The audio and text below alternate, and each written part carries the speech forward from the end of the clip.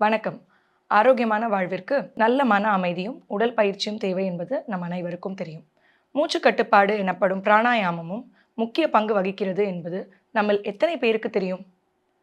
இன்று நாம் அந்த மூச்சு கட்டுப்பாட்டையும், பிராணாயாமத்தை பற்றியும் தெரிந்து கொள்ளப் போகிறோம். நான் உங்கள் ஐஸ்வர்யா, தமிழ் குரலுக்காக. நம்முடன் இன்று முனைவர் சுந்தர் பாலசுப்ரமணியம் அவர்களும் இருக்கிறார். இவர் பிராணா சயின்ஸ் இன்ஸ்டிடியூட் உடைய ஃபவுண்டர் ஆவார் மற்றும் மெடிக்கல் யூனிவர்சிட்டி ஆஃப் சவுத் கேரளினாவில் செல் பயாலஜி என்னும் துறையில் ஆராய்ச்சி செய்து வருகிறார். இவர் திருமூலரின் திருமந்திரத்தால் வசியப்பட்டு இவரது ஆராய்ச்சியை அதன் பக்கம் திருப்பி இப்பொழுது அது ஒரு விதையாக இருந்து விருட்சமாக வளர்ந்திருக்கிறது. இன்று நாம் இவருடன் பிராணாயாமத்தின் முக்கியத்துவத்தை பற்றி பேசப் போகிறோம். வணக்கம் ஐயா. வணக்கம். வணக்கம் அம்மா. பிராணா சயின்ஸ் அப்படின்ட்டு வரும்போது எனக்கு உங்ககிட்ட கேட்கணும் அப்படின்ட்டு இருக்கிறது. பிராணாயாமம் அப்படிங்கிற அந்த மூச்சு கட்டுப்பாடையும், செல் பயாலஜி அப்படிங்கிற அந்த சயின்ஸையும், அறிவியலையும், இந்த யோக தத்துவத்தையும், இது ரெண்டுத்தையும் எப்படி நீங்கள் எடுத்துட்டு ரிசர்ச் பண்ணணும் அப்படின்னு நினச்சிங்க? அண்ட் அதை பற்றி உங்களுக்கு வந்த தாட்ஸ், அது எப்படி உங்களுக்குள்ள வந்தது? அண்ட் அதை பற்றி கொஞ்சம் விரிவாக விளக்க முடியுமா? நல்ல சிறப்பு. முதல்ல என்னுடைய அன்பான வணக்கத்தை தமிழ் குரல் நேயர்களுக்கும் உங்களுக்கும் தெரிவிக்கிறேன். என்னுடைய பூர்வீகம் புதுக்கோட்டை மாவட்டம் கரம்பக்குடி. அங்கே நான் ஒரு சித்த மருத்துவ குடும்பத்தில் தான் பிறந்தேன். எனக்கு இளமையிலே அந்த சித்த மருத்துவத்தின் மீது ஒரு நாட்டம் உண்டு. ஏன்னா வீட்டில் இருக்க பெரியவர்கள் எல்லாம் பேசிகிட்டு இருப்பாங்க சித்த மருத்துவத்தை பற்றியும், அதில் இருக்கக்கூடிய வாழ்க்கை முறைகளை பற்றியும் பேசிகிட்டு இருப்பாங்க. அதை கேட்க கேட்க எனக்கு அதில் ஒரு நாட்டம் பிறந்தது. அதே மாதிரி என்னுடைய மாமா எனக்கு ஒரு மிகப்பெரிய தூண்டுகோல், என்னுடைய சித்தப்பா ஒரு பெரிய தூண்டுகோல். இவங்கெல்லாம் அந்த பாதையில் என்னை செலுத்தினாங்க. அப்போ இளமையில் எனக்கு தமிழ் மேலே ஆர்வம் அதிகம். தமிழ் நூல்கள் வாசிக்கிறது, அதே போல் தமிழ் பாடத்தை படிக்கிறது. மனப்பாடச் செய்யுள்னா அதெல்லாம் ரொம்ப விருப்பமாக படிச்சுட்டு இருப்பேன். அந்த வகையில் எனக்கு தமிழ் மேலே ரொம்ப ஒரு ஈர்ப்பு இருந்தது அப்படின்னு சொல்லுவேன். இப்போ சித்தர்களுடைய இலக்கியங்கள் அவற்றையும் நான் படிச்சுட்டு வர்றேன். 2005 நான் ஊருக்கு வரும்போது திருமந்திரம் புத்தகத்தை வாங்கிட்டு போகிறேன். அதுக்கு முன்னாடி திருமந்திரத்தை பற்றி கேள்விப்பட்டிருந்தாலும் இந்த புத்தகத்தை முதன்முறையாக முழு புத்தகத்தை வாங்கிட்டு போகிறது அப்போ தான் முதன்முறை. அப்போ படிக்க ஆரம்பிக்கிறேன். படித்தா அந்த பிராணாயாம பகுதியில் இருக்க செயல்கள் எல்லாத்தையும் படிக்கும்போது எனக்கு அது ரொம்ப ஆச்சரியத்தை கொடுத்துச்சு. ஏன்னா நம்ம நியூரோ சயின்ஸ் அதிலெல்லாம் எப்படியெல்லாம் உங்களுடைய மூச்சு ரொம்ப முக்கியமானது, மனசையும் உடலையும் கட்டுப்படுத்துறதுக்கான ஒரு மிக முக்கியமான கருவி அப்படின்னு நியூரோ சயின்ஸ் தெரிஞ்சிட்ருக்காங்க. ஆனால் அந்த விஷயங்களை எப்படி திருமூலர் இவ்வளோ அழகாக சொல்லியிருக்காரு அப்படின்னு சொல்லி பார்க்கும்போது எனக்கு ரொம்ப ஆச்சரியமாக இருந்துச்சு. அதில் ஒரு மூச்சு பயிற்சியை எடுத்து நான் செய்ய ஆரம்பித்தேன். அதில் அந்த மூச்சு பயிற்சிகள் எல்லாத்தையும் பற்றி நிறைய விரிவாக பேசியிருக்கேன். அந்த செய்யுளின் அடிப்படையில் எவ்வளோ தூரம் இழுக்கணும், எவ்வளோ தூரம் அடக்கணும், எப்படி வெளியில் விடுறது, எந்த நாசியை பயன்படுத்துறது, இதெல்லாம் பயன்படுத்தி நான் அதை செஞ்சு பார்க்கும்போது எனக்குள்ள நிறைய மாற்றங்களை பார்த்தேன். முக்கியமாக உமிழ்நீர் சுரப்பி. உமிழ்நீர் அதிகமாக சுரக்க ஆரம்பிக்குது. அந்த சுரப்பியை இது ஏன் இப்படி சுரக்குது அப்படின்னு யோசிப்போம் இல்லையா? திடீர்னு ஒரு நீங்கள் ஒரு எக்ஸசைஸ் செஞ்சிட்ருக்கீங்க, முக்கியமாக பார்க்குறீங்க, திடீர்னு ஒரு சாலிவரி ஸ்டிமுலேஷன் சொல்லுவோம். அப்போ அது ஏன் நடக்குது அப்படின்னா, நம்ம உடம்புக்குள்ளே இருக்க ஒரு ரிலாக்ஸேஷன் ரெஸ்பான்ஸ் அல்லது பேராசிம்பத்தட்டிக் ஆக்டிவேஷனை அது தூண்டுது. அது நம்மளை எப்படின்னா ஒரு தேறுதல் அல்லது புண்ணை ஆற்றுறது, இது மாதிரியான விஷயங்களுக்கு அது ரொம்ப ரொம்ப முக்கியமான ஒரு சிஸ்டம். அது தூண்டுறதை பார்த்தேன். அதுக்கப்புறம் தான் அதில் ஆராய்ச்சி செய்யணும்னு எனக்கு தோணுச்சு. அந்த உமிழ்நீர், அதான் என்னுடைய யுரேக்கா மொமெண்ட்னு நம்ம சொன்னோன்னா அதுதான். அந்த உமிழ்நீர் ஏன் வருது அப்படின்னு யோசிக்க ஆரம்பித்தேன். அதுக்கப்புறம் அதை பற்றி நிறைய ஆராய்ச்சிகள் செஞ்சோம். அப்போ அதுதான் என்னென்னா, மூச்சு பயிற்சியை பற்றி சித்தர்கள்லாம் நிறைய சொல்லியிருப்பாங்க. இந்த பயிற்சி செய்யும்போது உங்களுக்குள்ள அமுதம் பொழியும் அப்படிம்பாங்க. அமுத நிலை, ஆதித்த இயக்கம் அப்படின்லாம் இங்கே ஔவையார் விநாயகர் அகவலில் சொல்லியிருப்பாங்க. அதே போல் அந்த அமுதத்தை தோற்றுவிக்கக்கூடிய ஒரு பயிற்சியாக நான் இதை பார்த்தேன். அதை பல்வேறு சித்தர்கள் சொல்லியிருப்பாங்க. இப்போ இடைக்காடரை பார்த்திங்கன்னா பால் அப்படின்னு சொல்லியிருப்பார். சிலர் அமுதம்னு சொல்லியிருப்பாங்க, தேன்னு சொல்லியிருப்பாங்க. இது எல்லாமே நம்ம உடலுக்குள்ளே ஊறக்கூடிய நொதிகள் அல்லது செக்ரீஷன்ஸ். இது எல்லாத்துக்கும் ஒரு பண்பு உண்டு. இப்போ ஏன் இப்போ வாய் உலர்ந்து போயிருந்துச்சுன்னா நமக்கு ஸ்ட்ரெஸ் இருக்குதுன்னு சொல்கிறோம். மக்களில் நிறைய பேருக்கு வாய் உலர்ந்து போயிருந்துச்சுன்னா நிறைய டிசீசஸ் வர்றதுக்கு வாய்ப்பு இருக்குது.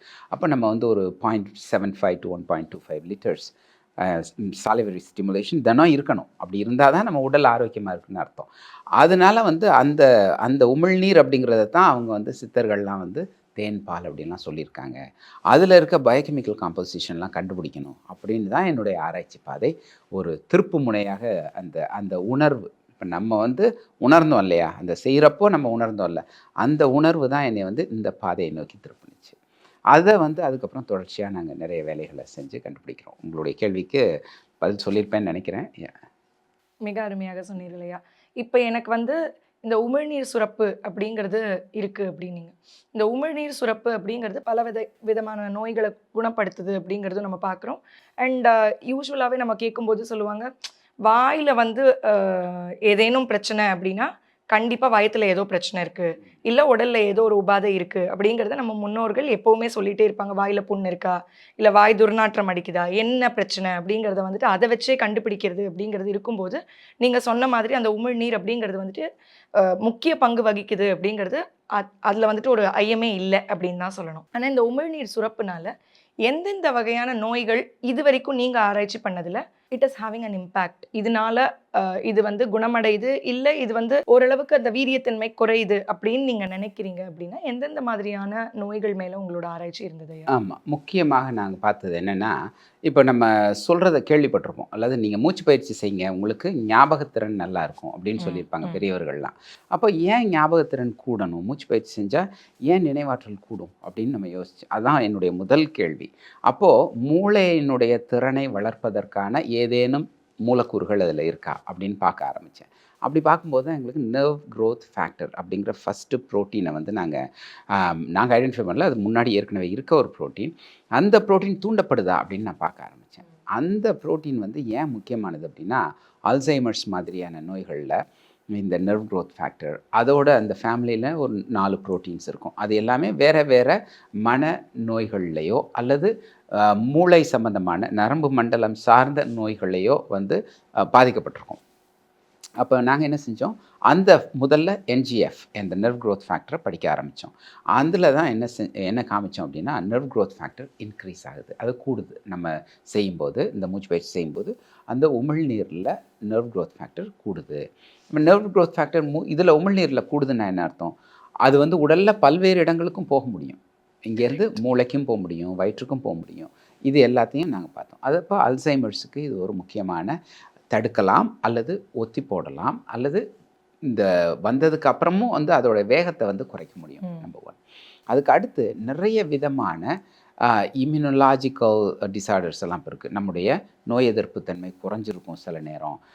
சில நேரங்களில் வந்து நம்ம வந்து நோய் எதிர்ப்பு தன்மையை வந்து தரக்கூடிய அந்த மூலக்கூறுகள்லாம் வந்து வாயிலையோ வயிற்றுலையோ இல்லாமல் போயிருக்கும். இப்போ உதாரணமாக வந்து கோவிட் நேரத்திலலாம் நம்ம பார்த்துருப்போம். வாய் வழியாக அந்த வைரஸ் போகலாம், கண்ணில் போகலாம், மூக்கில் போகலாம். இது மாதிரி எல்லா இடங்கள்லையும் போகலாம். அதை வந்து காப்பாற்றுறதுக்கு தான் நம்ம அந்த சிஸ்டம் இருக்கு இல்லையா, மியூக்கோசல் இம்யூன் சிஸ்டம்னு சொல்லுவாங்க. அதில் இருக்க மூலக்கூறுகள் வந்து முக்கியமானது. அதுதான் நாங்கள் என்ன செஞ்சோம், அந்த மியூக்கோசல் இம்யூன் சிஸ்டத்தில் இருக்க மூலக்கூறுகள், இப்போ இம்யூனோகுளாபுலின்லே வேறு வேறு டைப்ஸ் இருக்குல்ல, ஐஜிஏ, ஐஜிஎம், இது மாதிரியான மூலக்கூறுகள்லாம் நிறைய உருவாகிறத பார்த்தோம். அதில் முக்கியமாக ஒரு 10 விதமான இம்யூனோகுளாபுலின்ஸ் தூண்டப்பட்டிருக்கு உமிழ்நீரில். அது வந்து உமிழ்நீர்லேருந்து வரலாம், மேலே இருக்க சைனசஸ்லேருந்து வரலாம், கட்லேருந்தும் மொபிலைஸ் ஆகி வரலாம். அதெல்லாம் வந்து முக்கியமான ஒரு விஷயங்கள். அப்போ நம்மளோட இம்யூன் சிஸ்டத்தை நல்லா வச்சுக்க முடியும். அதுக்கும் அப்புறம் பார்த்திங்கன்னா டியூமர் சப்ரெசர்ஸ். இந்த டியூமர் சப்ரெசர்ஸ் நம்ம உடம்புலே இருக்குது. அது வந்து என்ன செய்யும் அப்படின்னா, ஒரு டியூமர் செல் இருக்குது, பொட்டென்ஷியலி டியூமராக வளரக்கூடிய ஒரு செல் இருக்குது அப்படின்னா, அந்த செல்லை ரெகக்னைஸ் பண்ணிவிட்டு அதை வந்து ரிமூவ் பண்ணிடும் உடம்புலேருந்து.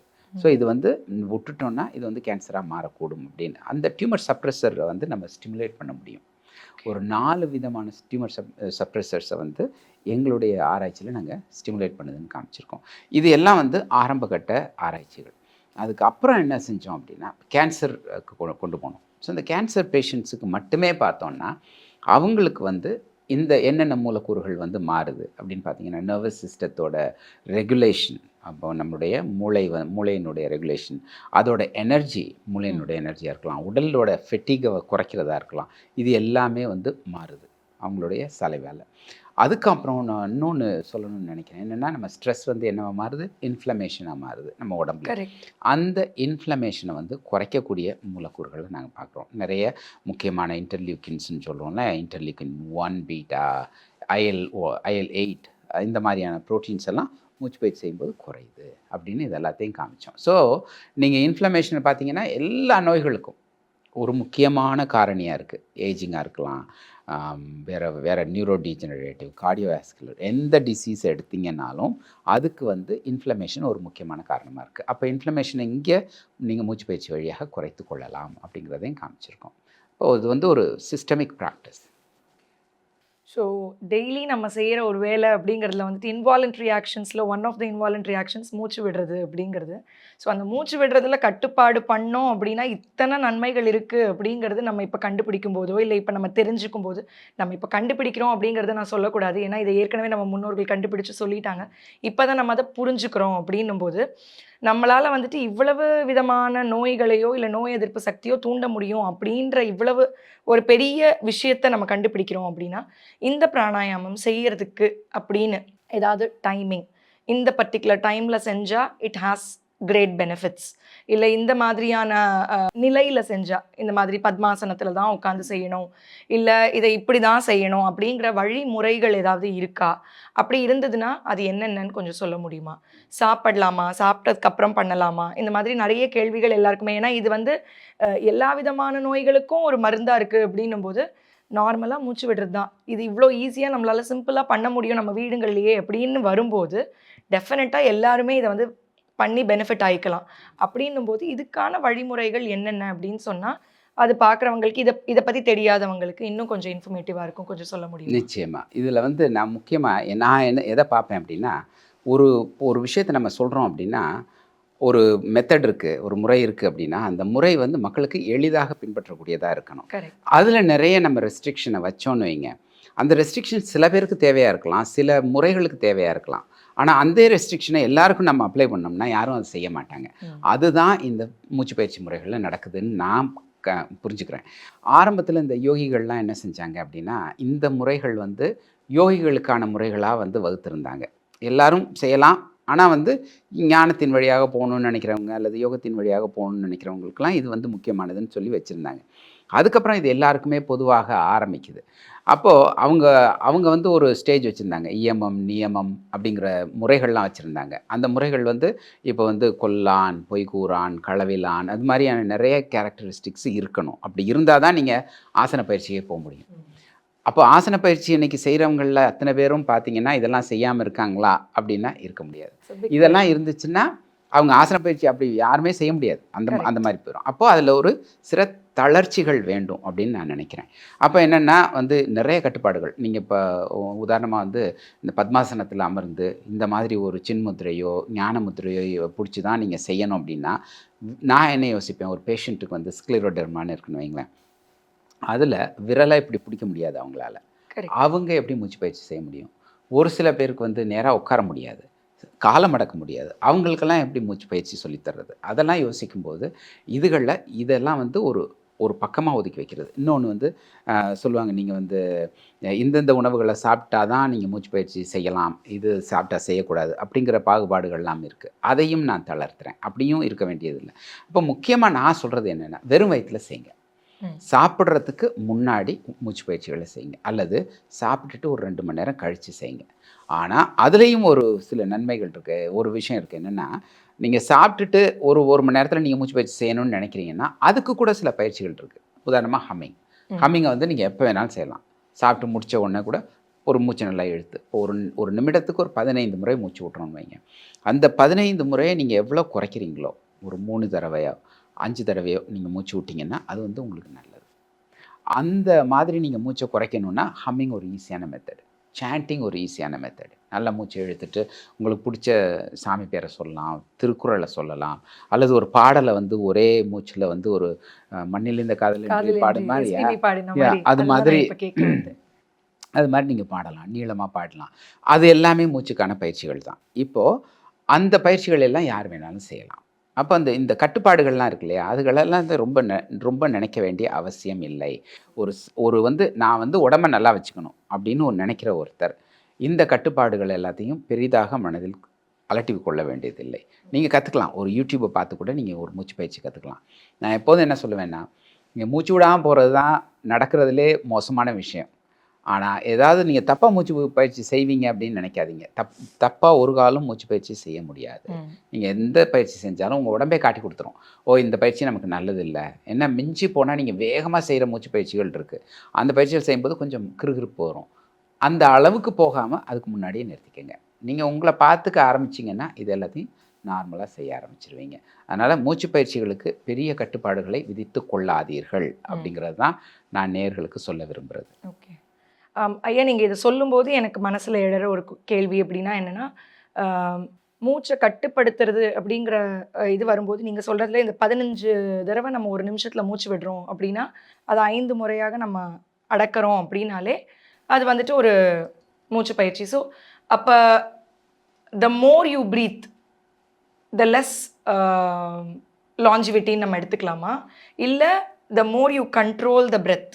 ஸோ நான் வந்து 5 தடவை தான் மூச்சை விடுறேன் அப்படின்னா நான் அந்த சுவாசத்தை அடக்கிறேன் இங்கே உள்ளுக்குள்ளே அப்படின்னு வரும்போது என்னோட லாஞ்சிவிட்டி ஆர் எனக்கான அந்த என்ன சொல்றது வாழ்நாள் கூடுமா அப்படிங்கிறது அது ஒரு நம்பிக்கை இருக்கு. அதாவது வந்து அதுக்கான டேட்டா இன்னும் இல்லை. எல்லாரும் என்ன சொல்லுவாங்க, ஒரு கொரிலேட்டிவா சொல்லுவாங்க, ஆமையினுடைய மூச்சினுடைய அளவு வந்து ரொம்ப குறைஞ்சது, அதனால வந்து அது ரொம்ப நாள் வாழுது அப்படின்னு சொல்லுவாங்க. ஆனால் நேரடியான அது மட்டும்தான், அது மூச்சு விடுறத மட்டும்தான் அதை நிர்ணயிக்குதா அப்படின்னு நம்மளால இன்னும் சொல்ல முடியாது, தெரியாது. ஆனால் வந்து மூச்சை நீங்கள் நல்லா ஆழமாக விட்டிங்கன்னா என்ன நடக்கும் அப்படின்னா உங்களுடைய கார்டியோவாஸ்குலர் சிஸ்டம், உங்களுடைய இது ரத்த ஓட்டமாக இருக்கலாம், உங்களுடைய இதயத்தினுடைய துடிப்பாக இருக்கலாம், மூச்சினுடைய துடிப்பு, மற்ற அந்த ஸ்ட்ரெஸ் ரிலேட்டடு சிஸ்டம் எல்லாம் இருக்கு இல்லையா, அதெல்லாம் ஒழுங்காக வேலை செய்ய ஆரம்பிக்கும். அப்படி செய்யும்போது உடலில் ஸ்ட்ரெஸ், அந்த அக்யூமுலேஷன், இந்த இது இன்ஃப்ளமேஷன்லாம் வந்து கூடிக்கிட்டே போகாமல் உங்களோட லாஞ்சிவிட்டி நார்மலாக இருக்கும். நீங்கள் ரொம்ப நாள் வாழக்கூடும் அப்படிங்கிறத நான் சொல்ல முடியும். இதில் இன்னொரு விதமாக நான் கேட்கணும் அப்படின்னா, விபரீத சுவாசம் இல்லைன்னா அந்த பஸ்திரிகா அப்படின்லாம் சில யோக நிலைகள் இருக்கு இல்லையா, அதிலெல்லாம் வந்து நம்ம கொஞ்சம் வேகமாக மூச்சு விடணும் அப்படின்ட்டு வரும்போது அந்த பயிற்சிகள் செய்வதனால் அதுவும் பிராணாயாமத்தில் சேர்ந்ததா அப்படிங்கிறது முதல் கேள்வி. இன்னொன்று, அந்த விதமான பயிற்சிகள் நாம் செய்யும் பொழுது நமக்கு அதனால் ஏதாவது நன்மை ஏற்படுகிறதா? ஏன்னா அதில் வந்து நம்ம ஃபாஸ்ட்டாக ப்ரீத் பண்ணுறோம். இப்போ நம்ம பேசிகிட்டு இருந்தது slow and deep breathing. So அது வந்து ஃபாஸ்ட் ப்ரீதிங் டெக்னிக் அப்படின்னு வரும்போது இது ரெண்டுத்தையும் நம்ம மாற்றி மாற்றி செய்யும்போது நம் உடலில் ஏதேனும் விளைவுகள் இருக்குமா, இல்லை அது ரெண்டுமே பண்ணலாமா, சமநிலையில் வைக்குமா? எல்லா மூச்சு பயிற்சிகளுமே செய்யக்கூடியது தான். இப்போ வந்து உதாரணமாக துருத்தி மூச்சு என்று சொல்லப்படுகிற அந்த பஸ்திரிகா, அந்த பஸ்திரிகா மூச்சை வேகமாக இழுக்கிறோம், வேகமாக விடுறோம். அதில் என்ன நடக்குதுன்னா அந்த லங்கோட ஃபுல் கெப்பாசிட்டிக்கும் நீங்கள் மூச்சை இழுப்பீங்க, மூச்சை வெளியில் விடுவீங்க. அப்படி செய்யும்போது உங்களுடைய நுரையீரலினுடைய அந்த தன்மை இருக்குல்ல, வேலைப்பாடு, அது வந்து நல்லா வேலை செய்ய ஆரம்பிக்கும். இது வந்து உண்மையிலேயே வந்து ஆஸ்மா பேஷண்ட்ஸ்க்கு ரொம்ப நல்லது. அப்போ உங்களுடைய நல்ல மூச்சை வந்து நல்லா பலப்படுத்திக்கணும்.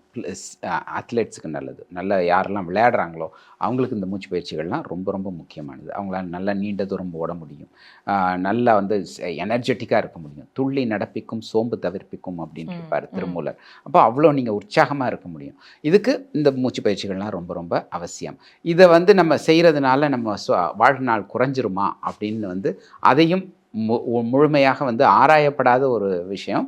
ஆனால் பொதுவாக யோக முறைகளில் என்ன சொல்லுவாங்க, மக்களுக்கு வந்து இந்த பயன் கிடைக்கணும் அப்படிங்கிறதுக்காக நீங்கள் செய்கிற கால அளவு ரொம்ப குறைச்சல் தான்.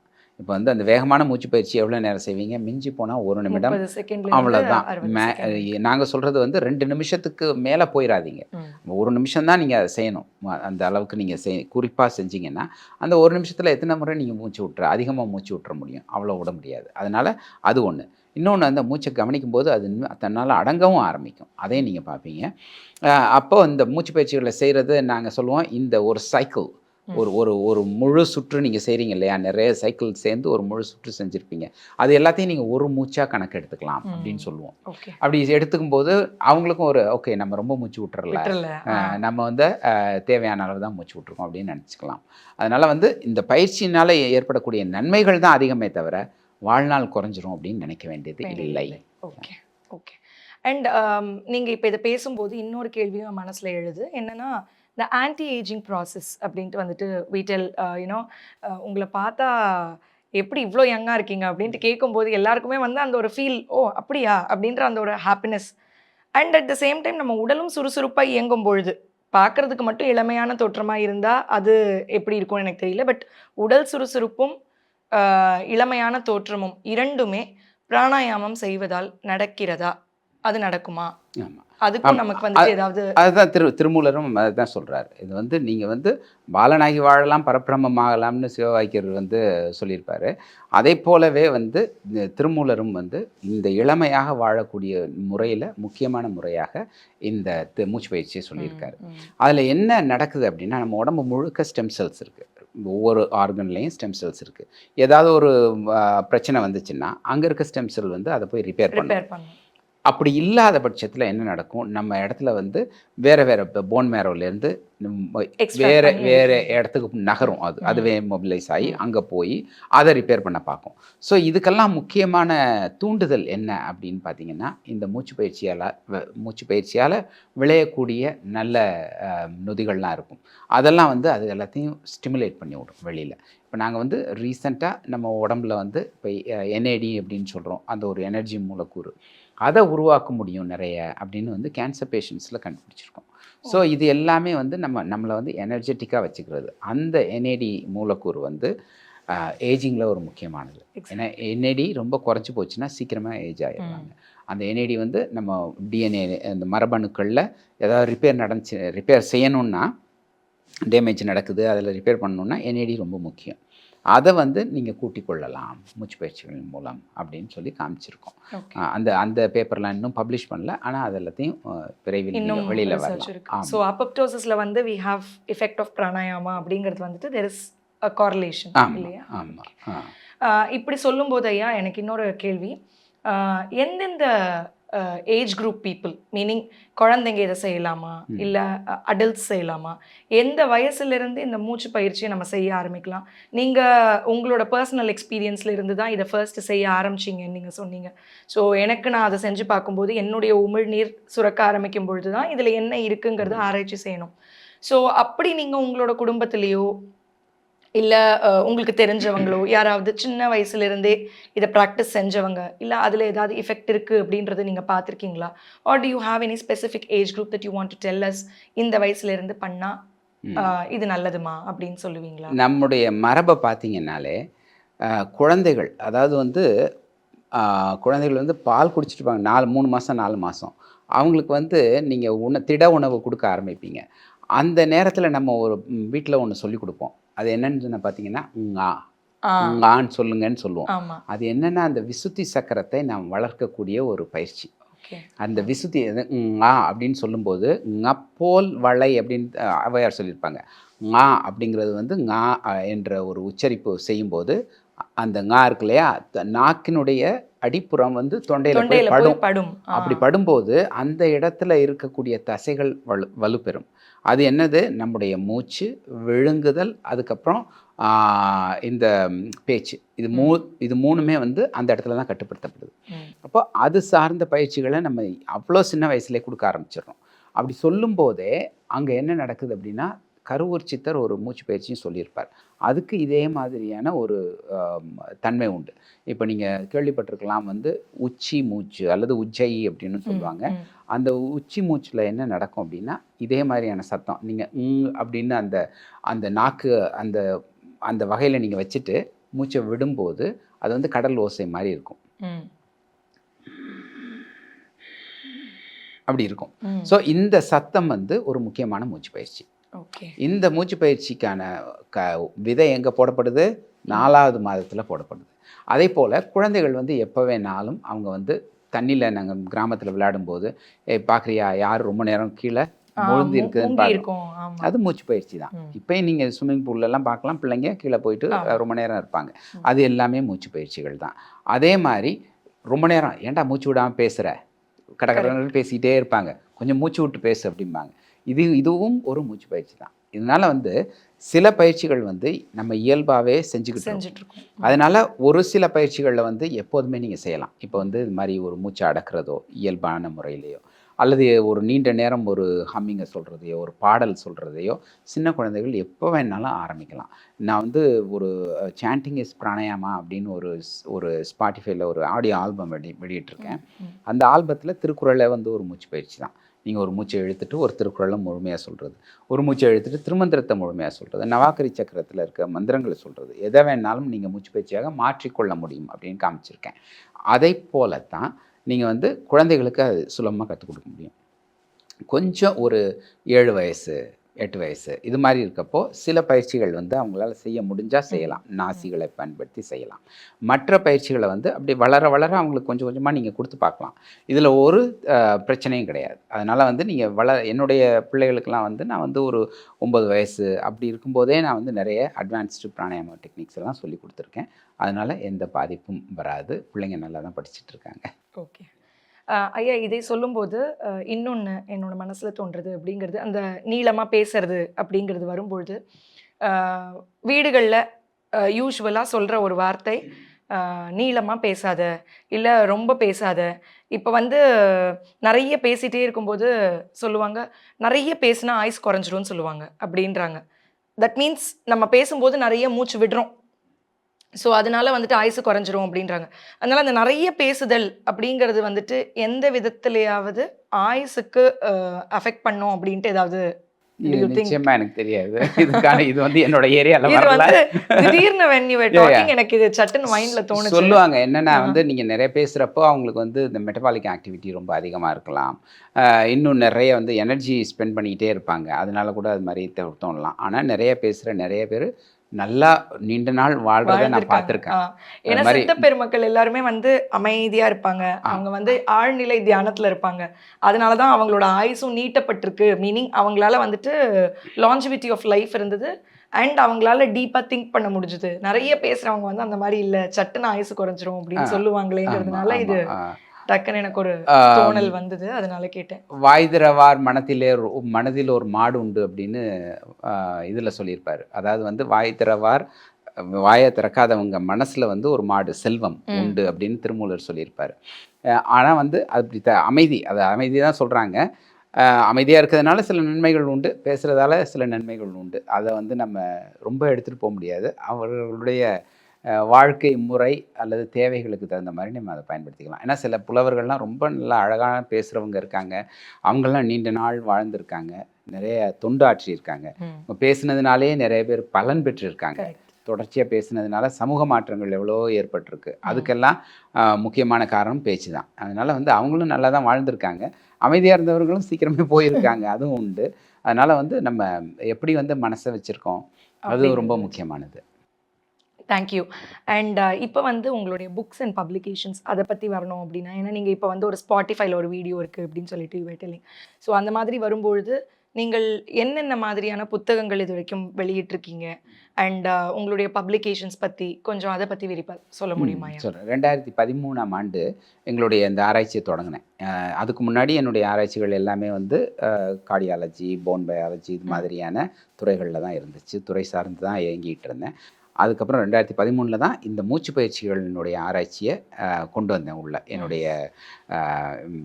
என்னுடைய அனுபவத்தில். அறிவியல் ரீதியாக இருந்த விஷயங்கள் எல்லாத்தையும் ஒன்றாக இணைக்கிறேன். அப்போ 2013ஆம் ஆண்டு நாங்கள் முதலாக ஒரு கட்டுரை வெளியிடுறோம். 2013 செஞ்ச ஆராய்ச்சிகளை 14 வெளியிடுறோம். அது நர்வ் க்ரோத் ஃபேக்டரை பற்றிய ஒரு கட்டுரை. அது வந்து ஒரு பியர் ரிவ்யூடு ஜேர்னலில் தான் வெளியில் வந்துச்சு. அதுக்கப்புறம் உமிழ்நீரில் இருக்க பரந்துபட்ட மாற்றங்களை வந்து மாஸ் ஸ்பெக்ட்ரோமெட்ரின்னு ஒரு டெக்னிக்கில் வந்து கண்டுபிடிச்சி அதை வந்து வெளியிட்டோம். அதுக்கப்புறமா வந்து இந்த இன்ஃப்ளமேஷன் அது எல்லாத்தையும் அது வந்து குறையுது, எப்படி குறையுதுங்கிறத பற்றியான கட்டுரைகளை எல்லாம் வெளியிட்டோம். இதெல்லாம் வந்து ஆரம்பகட்ட கட்டுரைகள். அதுக்கப்புறம் இந்த கட்டுரைகளில் இருக்க செய்திகள்லாம் தொகுக்கணும்னு நினச்சேன். அதே போல் என்னுடைய வாழ்க்கையினுடைய அந்த இடத்துக்கு எப்படி வந்தேன் அப்படிங்கிறதையும் சொல்லணும்னு நினச்சேன். அப்போ வந்து பிராணா சயின்ஸ் அப்படிங்கிற ஒரு நூலை எழுதினேன். அந்த நூலில் வந்து 14 பாடல்கள், பிராணாயாம பகுதியில் இருக்க 14 பாடல்கள் திருமந்திரத்திலேருந்து எடுத்து டிரான்ஸ்லேட் பண்ணி அதை வெளியிட்டேன். அதை வந்து இங்கே தான் சென்னையில் தான் வெளியிட்டோம். நடிகர் சிவகுமார், இப்போ சிறந்த யோகி, அவர் வந்து ரஷ்ய கலாச்சார மன்றத்தில் வெளியிட்டார். அப்போ அந்த 2017 அந்த புத்தகம் வந்துச்சு. அதுக்கப்புறம் அந்த ஃபீல்டில் பார்த்தீங்கன்னா நிறைய பேருக்கு வந்து என்னென்ன பயிற்சிகள் இருக்குதுன்னு தெரியல. அப்போ அந்த பயிற்சிகள்லாம் ஒன்றா தொகுக்க ஆரம்பித்தேன். 37 பயிற்சிகளை ஒன்றாக அடக்கி, முரட்டு குதிரைக்கு 37 கடிவாளங்கள். அந்த புத்தகத்தை முதல்ல தமிழில் எழுதணும்னு நினச்சேன். ஆனால் வந்து ஆங்கிலத்தில் தான் எழுதினேன். மைண்ட் யுவர் ப்ரீத்திங் அப்படிங்கிற ஒரு பேரில். 37 எக்ஸசைசஸ். அதில் வந்து ட்ரெடிஷ்னல் எக்ஸசைஸ் இருக்கும், மாடிஃபை பண்ணது இருக்கும், நானே கண்டுபிடிச்ச சில எக்ஸசைசஸ் இருக்கும், சித்தர்களுடைய வழியில் வந்து சில பயிற்சிகள் இருக்கும். அதெல்லாம் மைண்ட் யுவர் ப்ரீத்திங்கில் இருந்துச்சு. அதே வந்து திருப்பி நான் மொழியாக்கம் செய்யலான்னு நினைக்கிறப்போ அதை புதுசாகவே எழுதினேன். அதை வந்து அதான் தமிழில் எழுதினேன், முரட்டு குதிரைக்கு 37 கடிவாளங்கள். அதுக்கு அடுத்து அண்மையில் ஒரு நூல் வெளியிட்டிருக்கேன். அந்த நூல் என்னென்னா ப்ரீத் அ லிட்டில் பெட்டர். அதில் வந்து திருக்குறளில் இருக்க 5 அதிகாரங்களை எடுத்துகிட்டு ஒவ்வொரு திருக்குறளுக்கும் ஒரு மூச்சு பயிற்சி. இப்போ ஒரு குறளை வந்து நம்ம படிக்கிறோன்னு வைங்க, அந்த படிக்கிறப்போ அதை கேட்போம், அதை வந்து மனசுக்குள்ளே போகும், கொஞ்சம் 2 நாள் இருக்கும், அதுக்கப்புறம் போயிடும். ஆனால் அந்த படிக்கிறத வந்து உடலில் எப்படி நம்ம பதிய வைக்கிறது, இன்னும் கொஞ்சம் ஆழமாக பதிய வைக்கிறது. இப்போ வந்து நல்லா சாப்பிட்றது, அதாவது சரியாக சாப்பிட்றது அப்படின்னு நினைக்கிறோன்னா, அந்த அற்றால் அளவறிந்து உண்க அஃது உடம்பு பெற்றான் நெடிது உய்க்குமாறு அப்படின்னு இருக்குன்னு வைங்க. அதை எப்படி நம்ம ஒரு மூச்சு பயிற்சியை மாற்றுறது, அந்த மூச்சு பயிற்சியை மாற்றிட்டு அந்த கருத்தை வந்து நம்ம நினச்சிட்டு அந்த பயிற்சியை செஞ்சோன்னா அதனுடைய பலன் வந்து இன்னும் அதிகமாகும் அப்படின்னு நினச்சேன். அதனால் மூச்சு பயிற்சிகளையும் திருக்குறளையும் இணைச்சு ஒரு நூல் எழுதியிருக்கேன். அதான் வந்து ப்ரீத் அ லிட்டில் பெட்டர். அதில் வந்து இடுக்கண் அழியாமை, செய் நன்றி அறிதல், அன்புடைமை, மருந்தில் வந்து சாப்பிட்றத பற்றியானது, அதுக்கப்புறம் வந்து வினை தூய்மை, அந்த எப்படி வந்து நல்ல ஒரு வேலையை செய்கிறது, இது எல்லாத்தையும் வந்து 50 பயிற்சிகள் அந்த புத்தகத்தில் இருக்கும். அதுக்கப்புறம் வந்து ஒரு சும்மா பொழுதுபோக்கு புத்தகம், பயணக்கட்டுரைகள் அடங்கிய ஒரு புத்தகம் எழுதினேன். நிறைய ஊர்களுக்கு நான் பயணம் செய்வேன் உலக அளவில். அதுகளை பற்றி ஒரு சின்ன நூல், மூச்சில் ஏறி பயணிப்பவன் அப்படின்னு தமிழில் எழுதியிருக்கேன். இதான் நான் எழுதியிருக்க நூல்கள். ஓகே. உங்களுடைய நூலில் நீங்கள் சொன்ன இந்த முரட்டு குதிரைக்கு 37 கடிவாளங்கள், இதுதான் இதை பற்றி தான் நான் கேட்கணும் அப்படின்னு நினச்சேன். எதுக்கு அதுக்கு இந்த பேர் வச்சிங்க அப்படின்ட்டு. பட் நீங்களே அதில் 37 சுவாச முறைகள் ஏதோ அதை அடக்கிய தொகுப்பு அப்படின்னு சொன்னீங்க. ரொம்ப டீப்பாக யோசித்து பார்க்கும்போது வந்து இந்த ப்ரீதிங் டெக்னிக் அப்படிங்கிறது வந்துட்டு it is very very important அப்படிங்கிறது நம்மளால் வந்து அதை உணர முடியுது ஐயா. இப்போ நீங்கள் நிறைய இடத்துக்கு ட்ராவல் பண்ணியிருக்கேன்னு சொல்லும்போதோ, இல்லை நீங்கள் இந்த புத்தகங்கள்லாம் எழுதியிருக்கேன்னு சொல்லும்போது என்னோட மனசில் இன்னொன்று என்ன தோணுது அப்படின்னா, உங்கள் குடும்பத்தோட சப்போர்ட் இல்லாமல் உங்களால் இவ்வளவும் செய்ய முடியாது. இவ்வளோ இடத்துக்கு ட்ராவல் பண்ணும்போது உங்களோட பசங்களை பார்த்துக்கிறதுக்காகட்டும், இல்லை நீங்கள் இந்த புக்ஸ் எல்லாம் எழுதணும் அப்படின்னா அந்த அமைதியான சூழ்நிலையை கொடுக்கறதாகட்டும், இந்த மாதிரியான பல விஷயங்கள் இருக்குது நமக்கு.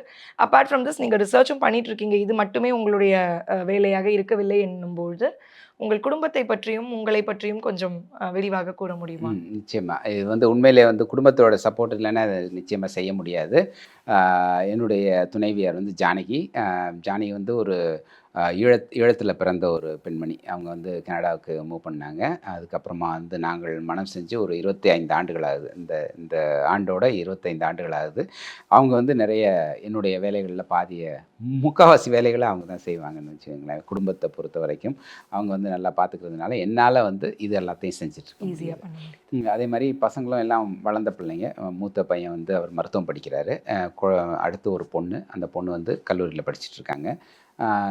சின்ன பையன் வந்து 9வது படிக்கிறார். அதனால் அவங்கெல்லாம் ஓரளவுக்கு வளர்ந்துட்டதுனால என்னால் வந்து சுலபமாக வெளியில் போக முடியுது.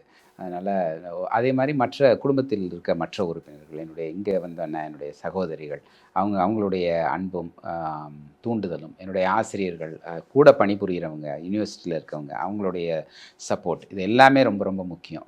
தனியாக ஒரு மனிதன் வந்து ஒரு வேலையை செஞ்சிட முடியாது.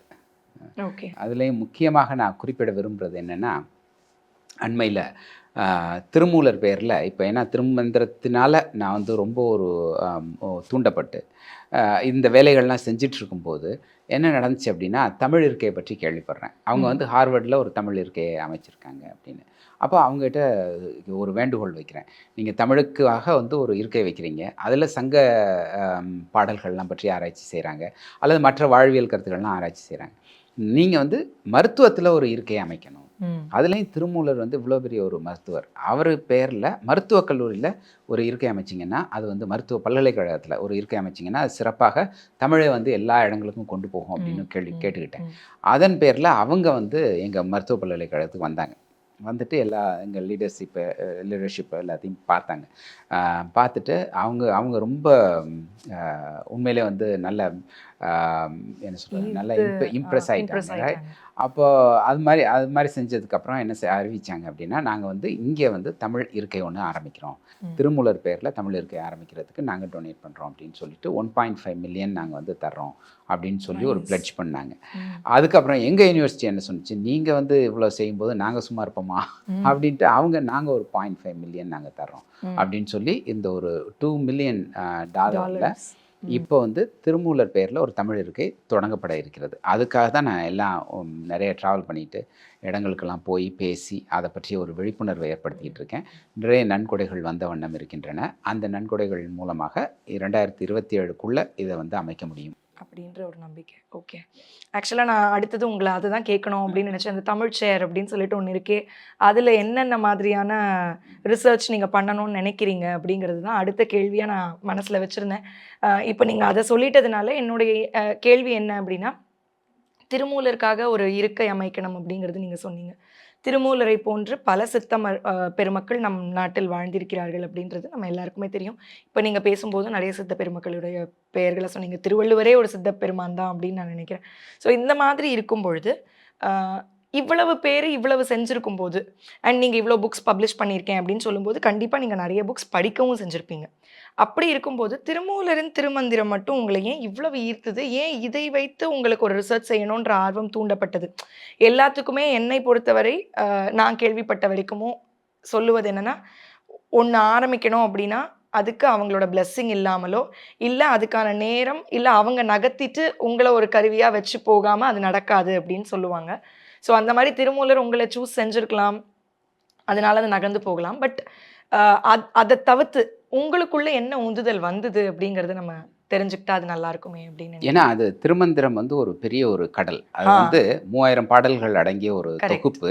அதில் சரியை, கிரியை, யோகம், ஞானம் இந்த 4 முறைகளையும் சொல்லியிருக்காரு.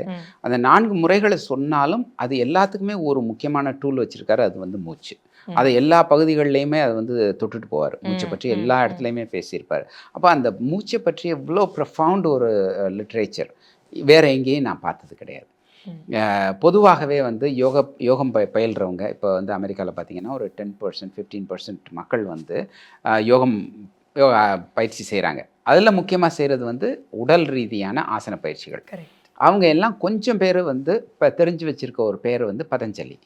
பதஞ்சலியினுடைய யோக சூத்திரத்தை கொஞ்சம் படிச்சிருப்பாங்க. ஸோ இப்போ பதஞ்சலி, திருமூலர் 2 பேருமே வந்து ஒரு சாலை மாணாக்கர்கள். நந்தி தேவர்கிட்ட படித்த 8 பேரில் அவங்க 2 பேரும் முக்கியமானவர்கள் அப்படின்னு இவரே திருமூலரே சொல்லியிருக்காரு. நாங்கள்லாம் ஒன்றா படித்தோம் அப்படின்னு சொல்லியிருக்காரு. அப்போ அந்த பதஞ்சலியினுடைய யோக சூத்திரத்தை வந்து தெரிஞ்சுக்கிட்ட மக்கள் வந்து திருமந்திரத்தை தெரிஞ்சுக்கல. அப்போது அதை வந்து என்னென்னா இதை மூச்சை பற்றி அவ்வளோ சொல்லியிருக்காரு. பதஞ்சலியினுடைய யோக சூத்திரத்தில் மூச்சை பற்றி 4 சூத்திரங்கள் இருக்கு. ஏன்னா இந்த இதுக்குள்ளே பார்த்தீங்கன்னா திருமந்திரத்தில் அவ்வளோ இருக்குது விஷயங்கள். அதே மாதிரி ஒரு குழந்தை வந்து ஆணா பிறக்குமா பெண்ணா பிறக்குமா இது மாதிரியான தத்துவங்கள் அல்லது செய்திகள். அதே போல் இப்போ இந்த உலகத்தில் இருக்க ஜீவராசிகளினுடைய எண்ணிக்கை என்ன, அது எல்லாத்தையும் துல்லியமாக அதை வந்து கணக்கிட்டு சொல்லியிருப்பார். 8.4 மில்லியன் ஸ்பீசிஸ் இந்த உலகத்தில் இருக்குது அப்படின்னு திருமந்திரத்தில் பாடல் இருக்கு. ஆமாம். அப்போது இந்த விஷயமெல்லாம் அவங்களுக்கு எப்படி தெரிஞ்சிச்சு, இந்த ஞானம் வந்து அவங்களுக்கு எப்படி வந்துச்சு, அது வந்து எனக்கு ஒரு பெரிய ஒரு கியூரியாசிட்டி. எப்படி இவங்க கண்டுபிடிச்சாங்க? நேசல் சைக்கிள்னு சொல்கிறோம், இடகலை பிங்கலைன்னு சொல்கிறோம். இந்த இடகலை பிங்கலினோட மாற்றம், அந்த மாற்றம் எப்படி இன்றைக்கி தெரியாது. இன்றைக்கி வந்து இருக்க சயின்ஸில் அல்ட்ரேடியன் ரிதம்ங்கிறதோட தெரியும், நேசல் சைக்கிள்னு ஒன்று இருக்குங்கிறது தெரியுமே தவிர அதோட பேட்டர்ன் வந்து தெரியாது. ஆனால் திருமந்திரம் அதை வந்து தெளிவாக சொல்லுது. ஸோ இது எல்லாமே வந்து நமக்கு தெரியாத பல உண்மைகள் அதுக்குள்ளே மறைஞ்சிருக்கிறதுனால அது வந்து ஒரு புதையல் மாதிரி என்னை வான்னு கூப்பிடுது. அதனால தான் உள்ளே வந்து அது இன்னும் நிறைய அதில் கற்றுக்கணும் அப்படின்னு நான் நினைக்கிறது. இந்த திருமூலருடைய தமிழ் இருக்கையினுடைய மிக முக்கியமான ஒரு 3 இதை மட்டும் நான் சொல்கிறேன். என்னென்னா, முதலாவது வந்து அந்த எப்படி வந்து ஒவ்வொரு மூச்சு பயிற்சிகளும் வேலை செய்யுது அப்படிங்கிறது மெக்கானிசம் கண்டுபிடிக்கணும். ஏன்னா இப்போ அட்லீஸ்ட் ஒரு 37 பயிற்சிகளை ஒரு புத்தகத்தில் போட்டிருக்கேன். இன்னும் 37 அடுத்த புத்தகத்தில் வரலாம். இன்னும் நிறைய பயிற்சிகள் இருக்குது. அதெல்லாம் ஒவ்வொன்றும் எப்படி வேலை செய்யுது, யார் யாருக்கு எப்படி வேலை செய்யுது, இது எல்லாத்தையும் தெரிஞ்சுக்கிட்டா தான், அந்த எவிடன்ஸ் இருந்தால் தான் அதை நம்ம பயன்படுத்த முடியும். அது வந்து இந்த மருத்துவத்தினுடைய மிக முக்கியமான ஒரு கூறு. அதனால் மெக்கானிசம் கண்டுபிடிக்கிறது. 2வது நாங்கள் என்ன பார்க்கணும் அப்படின்னு நினைக்கிறோம்னா, இதை எந்தெந்த நோய்களுக்கு கொடுக்கலாம். இப்போ ஏற்கனவே கேன்சர், ஸ்க்ளிரோடெர்மா, ஏஜிங் இது மாதிரியான முக்கியமான விஷயங்களுக்கு நாங்கள் பயன்படுத்திக்கிட்டு இருக்கோம். இது தாண்டி என்னென்ன நோய்களுக்கு இதை நம்ம கொடுக்க முடியும், அது எல்லாத்தையும் படிக்கிறது. அதுக்கு அடுத்து இந்த பயிற்சிகளை எப்படி அடுத்த தலைமுறைக்கு நம்ம சொல்லித்தர போகிறோம், அல்லது மற்ற அடுத்த ஜென்ரேஷன் ஆஃப் ஹெல்த் கேர் ப்ராக்டிஷனர்ஸ்ன்னு சொல்கிறோம், அவங்களுக்கெல்லாம் எப்படி சொல்லிக் கொடுக்க போகிறோம். இதுதான் வந்து அந்த மூன்றுமே வந்து திருமூலர் தமிழ் இருக்கையினுடைய முக்கியமான நோக்கம். இதெல்லாம் படிக்கும்போது என்ன செய்யும், இன்னும் திருமந்திரத்தில் ஆழமான ரிசர்ச் நடக்க ஆரம்பிக்கும். அதான் அதோட நோக்கம். நன்றி ஐயா. இப்போ வந்து எனக்கு என்ன தெரிஞ்சுக்கணும் அப்படின்னா, ஆரோக்கியமான வாழ்வுக்கு மூச்சு பயிற்சி என்பது ரொம்ப முக்கியம் அப்படிங்கிறது நம்ம தெரிஞ்சுக்கிட்டோம். இப்போ இதுலேயே நீங்கள் சொல்லும்போது பதஞ்சலி முனிவர் பற்றியும் நீங்கள் சொன்னீங்க. ஸோ அதனால் இப்போ வந்து நிறைய பேர் ப்ராக்டிஸ் பண்ணுறது அப்படின்னு பார்த்தா, நீங்கள் சொன்ன மாதிரியான யோக பயிற்சி முறைகள், ஆசனங்கள் நிறைய பயிற்சி பண்ணிகிட்ருக்காங்க. ஸோ அப்படி இருக்க பட்சத்தில் இந்த ஆசனங்கள் எல்லாமே நம்மளோட பாடியை ஃபிட்டாக வச்சுக்கும் அப்படின்னு நம்ம வச்சுக்கிட்டாலும், இந்த மூச்சு பயிற்சி அப்படிங்கிறதும் இந்த ஆசனம் இது ரெண்டுமே வந்துட்டு கோ ஹேண்ட் இன் ஹேண்ட் அப்படின்னு எடுத்துக்கலாமா? இல்லை மூச்சு பயிற்சி மட்டுமே செஞ்சால் போதும், இந்த ஆசனங்கள்லாம் தேவையில்லை அப்படின்ட்டு நம்ம எடுத்துக்கலாமா? ஏன் நான் இதை கேட்குறேன் அப்படின்னா, ஒரு சிலர் வந்து அது பக்கமே போகிறாங்க, இது பக்கம் வர்றது கிடையாது. நம்மளால சிம்பிளாகவே சில விஷயங்களை செய்ய முடியும் அப்படின்னா, எப்படி நான் சொல்கிறேன்னா, இந்த முருகன் வந்து பாவம் உலகத்தை சுற்றி வந்தார், ஆனால் பிள்ளையார் வந்து அப்பா அம்மாவை சுற்றி வந்துட்டாரு அப்படின்ற மாதிரி, பிராணாயாமம்ன்ற அந்த ஒரு பயிற்சியை நம்ம வந்து அதுவுமே ஈஸின்னு சொல்லிட முடியாது, அதை கரெக்டாக நம்ம செய்யணும். பட் இருந்தாலும் அதை செஞ்சாலே போதும், நம்ம வாழ்க்கைக்கான என்ன சொல்கிறது, நோய் எதிர்ப்போ இல்லை மற்ற விதமான நல்ல குணங்கள் என்னென்னு நம்ம உடம்புக்கு தேவையோ அதெல்லாம் அதிலேயே கிடச்சிடும். இந்த ஆசனங்கள் அப்படிங்கிறத கஷ்டப்பட்டு செய்யணும். Flexibility of the body is that so important? Or இந்த பிராணாயாமத்தை நீங்கள் அட்வொகேட் பண்ணுவீங்களா? எதை நீங்கள் சூஸ் பண்ணுவீங்க ஐயா? இது வந்து ரெண்டுமே முக்கியமா. நான் வந்து சொல்கிறது, உடலுக்கான தேவை வந்து ஆசன பயிற்சிகள், உடலை உறுதியாக வைத்துக்கொள்வதற்கான ஆசன பயிற்சிகள். அது வந்து ஒரு காலத்தில் வந்து போர் வீரர்களுக்காக தான் வந்து செஞ்சுருக்காங்க. ஸோ அந்த ஆசன பயிற்சிகள் முக்கியமாக உடலுக்கு தேவை. அதுக்கப்புறம் வந்து நீங்கள் மூச்சு பயிற்சிகள் தேவை தான். இது வந்து மூச்சு பயிற்சிகள் மனசையும் சரி பண்ணும், உடம்பையும் சரி பண்ணும். அதுக்காக அந்த மூச்சு பயிற்சிகள் தேவை. இன்னொன்று முக்கியமாக என்ன நடக்குதுன்னா, நீங்கள் ஆசன பயிற்சிகள் செய்யும் போதே எண்ணத்தில் முக்கியமாக கவனம் வச்சுருப்பீங்கன்னா மூச்சில் தான் கவனம் வச்சுருப்பீங்க. இந்த ஆசன பயிற்சி சில பேர் என்கிட்ட சொல்லியிருக்காங்க, நான் வந்து இந்த ஆசன பயிற்சிகளுக்கு போகிறதுக்கான முக்கியமான காரணமே நான் அதுக்குள்ளே சரியாக மூச்சு விடுறேன் அப்படிங்கிறது. அதே மாதிரி இந்த ப்ரீத் இன்டு த போசஸ் அப்படின்லாம் சொல்லுவாங்க. அதை வந்து ஒரு பயிற்சி செய்யும்போது அந்த இடத்துல நம்ம மனசும் குவியும், மூச்சும் குவியும். அதனால் அந்த ஒரு நிலைக்கு போகிறதுக்கும் மூச்சு பயிற்சிகள் அவசியம். சில நேரங்களில் இந்த மூச்சு பயிற்சியை பயன்படுத்திட்டு நீங்கள் வேறு தளங்களுக்கு போகலாம். உடல் ரீதியாக மட்டுமல்லாமல் மனசையும் தொடலாம். அதுக்கு உள்ள வந்து இன்னொரு மேல்நிலைகள், விஞ்ஞானமயம் அப்படின்னு நம்ம சொல்கிறோம் இல்லையா, அந்த விஸ்டம் லேயர், அதுக்கும் நீங்கள் போகலாம், ஞான நிலைக்கும். அதையும் தாண்டி நீங்கள் ஆனந்த நிலைக்கும் போகலாம். இது எல்லாத்தையும் தாண்டி ஒவ்வொன்றா நடத்திட்டு போகிறதுக்கான மிக முக்கியமான ஒரு பாதை வந்து மூச்சு. அதனால தான் வந்து மூச்சு பயிற்சி வந்து உடலுக்கு மட்டுமல்ல, மனசுக்கு மட்டுமல்ல, அதையும் தாண்டி ஆன்மீக ரீதியாகவும் நீங்கள் பயன்படுத்தி கொள்ளலாம். அப்படிங்கிறதுல வந்து இந்த மூச்சு பயிற்சிகள் ரொம்ப முக்கியமாக இருக்குது. எனக்கு இப்போ இது நீங்கள் சொல்லும்போது ஒரு கோட் வந்து ஞாபகத்துக்கு வருது. நான் படித்ததில் எனக்கு அது எந்த சித்தர் சொன்னார் அப்படிங்கிறது எனக்கு இப்போ ரீகலெக்ட் பண்ண முடியல. பரத்தை சரத்தால் அறியலாம் அப்படின்ட்டு வந்து படிச்சிருக்கேன். ஸோ அப்போ அந்த சரம் அப்படின்னு அவங்க மீன் பண்ண வர்றது வந்து அந்த மூச்சு பயிற்சி கரெக்டாக அது வந்து ஒரு தொடுத்த மாலை போல் நீங்கள் வந்து அந்த மூச்சு பயிற்சியை செய்ய செய்ய செய்ய ஆன்மீக ரீதியாக உங்களால் உங்களுடைய பரபிரம்மம் என்னும் நிலையை அடைய முடியும். இல்லை அந்த ஆன்மீக ரீதியாக நீங்கள் சொல்கிற அந்த ஆனந்த நிலையை அடைந்து இது பண்ண முடியும்ன்ட்டு ரொம்ப அழகாக சொன்னீங்க ஐயா. தேங்க்யூ. நல்லது. அதுலேயும் இந்த சரம் அப்படிங்கிறது சரக்கலை அப்படின்னு சும்மா சித்தர்கள்லாம் சொல்லியிருப்பாங்க. சரம் என்பது நம்ம உடலுக்குள்ளே ஓடிக்கொண்டு இருக்கக்கூடிய சரங்கள். அந்த உடலுக்குள்ள ஓடிக்கிட்டு இருக்க அந்த சரங்கள் அப்படின்னு சொல்கிறது கலைகள். அப்படி வந்து ஒரு இடத்துலேருந்து ஆரம்பித்து ஒரு 6 போல் நம்ம உடம்பு முழுக்க ஓடிக்கிட்டு இருக்கு. அந்த சரங்களினுடைய இயல்பாக அழகாக இருப்பவன் தான் சரவணன். அந்த சரங்களிலே ஓடிக்கொண்டிருக்கக்கூடிய சக்தியாக இருப்பவள் தான் சரஸ்வதி. அதனால தான் வந்து சரஸ்வதி என்பவள் கலைகளின் அரசியாக இருக்கிறாள் அப்படின்னு சொல்லிப்பாங்க. கலைகளில் சிறந்து விளங்குவாங்கன்னு சொல்கிறது. இந்த கலைகளுக்கு வந்து சக்தி கொடுக்கறது வந்து இந்த பாதுகாவலனாக இருக்கக்கூடியது வந்து முருகன் அப்படிங்கிறது சுப்பிரமணியர் ஞானத்திலேருந்து வரும். சுப்பிரமணியர் ஞானம்ங்கிறது ஒரு சித்தருடைய நூல் தான். அதில் நீங்கள் சொன்ன இந்த இது இருக்கு இல்லையா, முருகன் சுத்துறது விநாயகர் சுத்துறதுன்னு 2 பேருக்குமே மாங்கனி கொடுப்பாங்க. நம்ம திருவிளையாடலில் ஒரு தப்பு பண்ணியிருப்பாங்க கதையில். அவங்க 2 பேருக்குமே சுப்பிரமணியர் ஞானத்தை அந்த நூலை படித்தோம்னா அதில் வந்து இவருக்கும் ஒரு மாங்கனி கிடைக்கும், அவருக்கும் ஒரு மாங்கனி கிடைக்கும். அவர் வந்து மலைகளுக்கு அரசனாக இருந்து அங்கே நடக்கிற தொழில்கள் எல்லாத்தையும் பார்த்துக்குவார். அப்போ இந்த 6 ஆதாரங்கள்லையும் ஒரு பாதுகாவலனாக இருக்கக்கூடியது வந்து அந்த முருகன் அப்படிங்கிறது தான் சுப்பிரமணிய ஞானத்தில் வரக்கூடிய அந்த ஒரு கதை. அதை வந்து அவர் கதை மாதிரி சொல்லி அதை சொல்கிறாரு. இந்த சுப்பிரமணியர் இந்த இது எல்லாமே நம்ம உடம்புக்குள்ளே இருக்க விஷயங்கள் தான் அப்படிங்கிறத நம்ம உணர முடியும். அந்த சரங்கள் அப்படிங்கிறது அதோட இயல்புகள் என்ன, அதுதான் அந்த சரக்கலை. அதை வந்து படிக்கிறதுக்கு மிக முக்கியமானது நம்முடைய மூச்சு பயிற்சி செய்யும்போது அதுக்கப்புறம் நம்ம கவனிக்கிறோம் இல்லையா, அது வந்து ரொம்ப ரொம்ப முக்கியமானது. ஓகே, இவ்வளவு நேரம் எனக்கு ரொம்ப அழகாக இதுக்கெல்லாம் பதில் சொன்னீங்க. ஒரு ஃபைனல் கொஷின் என்னோட மனசில் வருது என்னென்னா, இப்போ நம்ம பிராணாயாமத்தை பற்றி பேசிட்டோம். இதை எப்படி செய்யணும் அப்படிங்கிறதும் அதோடைய வழிமுறைகளையும் வந்து நீங்கள் உங்களோட சேனலில் அப்லோட் பண்ணியிருக்கலாம், இல்லை நம்ம வந்து ஏதாவது ஒரு புக்ஸ்லேருந்து தெரிஞ்சுக்கலாம். எப்படியோ ஒன்று நம்ம வந்து அதை புரிஞ்சுக்கிறோம். இப்போ இதை தவறாக செய்து விட்டால் ஒருவேளை, ஏன்னா எல்லாருமே வந்து அதை கரெக்டாக செய்வோம் அப்படின்னு சொல்ல முடியாது. எல்லாத்துக்குமே it has the pros and the cons அப்படின்னு வரும்போது ஒருவேளை ஏதாவது தவறாக செய்து விட்டால் இதனால் ஏதேனும் விளைவுகள் இருக்குமா? அப்படி இருக்கும்னா அது எந்தெந்த மாதிரியான விளைவுகளாக இருக்கும்? அண்ட் இதை நம்ம சரியாக தான் செய்யணும் அப்படின்னு வரும்போது நான் சரியாக தான் செய்கிறேங்கிறத நான் எப்படி தெரிஞ்சுக்கிறது?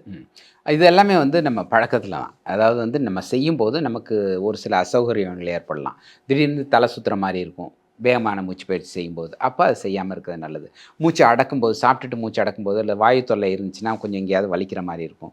இது எல்லாத்தையும் தன்னுடைய உணர்வுகளால் புரிஞ்சுக்கணும் மக்கள்.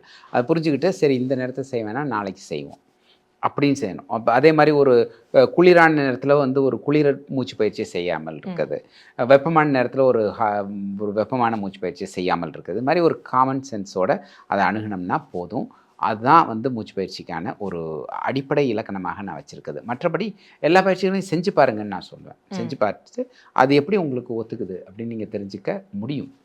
அது வந்து ஒரு ஒரு இது வந்து ஒரு பெரிய அளவில் வந்து ஒரு பாதிப்பெல்லாம் உண்டு பண்ணிடாது. நம்மளால் அந்த நாசி மூலமாக தெரிஞ்சுக்க முடியுமாயா? லைக் ஈடா நாடியிலேருந்து வருதா, இல்லை பிங்களாலேருந்து வருதா, இது சூடான வெப்பமா, இல்லை நமக்கு வந்து இந்த சந்திரன்லேருந்து குளிர்வித்து வரக்கூடியதா, எப்படி அப்படிங்கிறது நம்மளால நீங்கள் 2 நாசிகளினுடைய ஓட்டத்தை நீங்கள் சுலபமாக பார்க்க முடியும். நீங்கள் வந்து இப்படி கை வச்சுட்டு அப்படின்னு வேகமாக மூச்சை விட்டிங்கன்னா எந்த பக்கம் படுதோ அதான் உங்களுடைய நாசி.